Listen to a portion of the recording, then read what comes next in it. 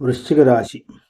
ఈ రాశికి ఆదాయం 2, వ్యయం 14 ఉంటుంది. రాజ్యపూజ్యం 5, అగౌరవం 2 ఉంటుంది. ఈ రాశి వారికి గురువు కుంభ మీన రాశుల లోపల 7, 9 స్థానాల్లో శుభుడు అవటం వలన రాజకీయ వ్యవహారాల్లో జయం ఉంటుంది, ఆరోగ్యం ఉంటుంది, అభీష్ట సిద్ధులు కలుగుతాయి, ధన లాభాలు కలుగుతాయి, గృహలాభము, భోజన సౌఖ్యము, స్త్రీ సౌఖ్యము, కులాచారం యందు శ్రద్ధ కలుగుతుంది.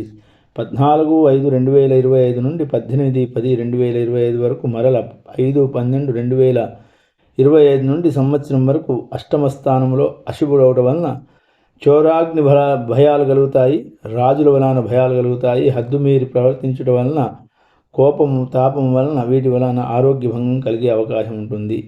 శని ఈ రాశి వారికి కుంభమీన రాశుల లోపల 4, 5 స్థానాల్లో అశుభుడవటం వలన సమస్త భయం, స్థానభయం, స్థానచలనము ఇటువంటివి కలిగే అవకాశాలు ఉంటాయి.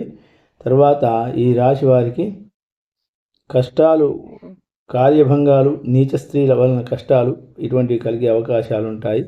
రాహు వీరికి 5, 4 స్థానాల్లో అశుభుడవటం వలన పరస్త్రీల యందు వ్యామోహం కలగటము, కార్యభంగాలు కలగటము, సంతాన విరోధము, అకాల భోజనం కలుగుతాయి. కేతు ఈ రాశి వారికి 10, 11 స్థానాల్లో శుభుడు అవటం వలన భోజన సౌఖ్యము, ఆనందదాయకం ఉంటుంది, మానసిక ఆందోళన తొలగిపోయి సంతోషం ఉంటుంది, కష్టాలు కూడా తొలగిపోయే అవకాశాలు ఉంటాయి, ఆరోగ్యం సిద్ధిస్తుంది.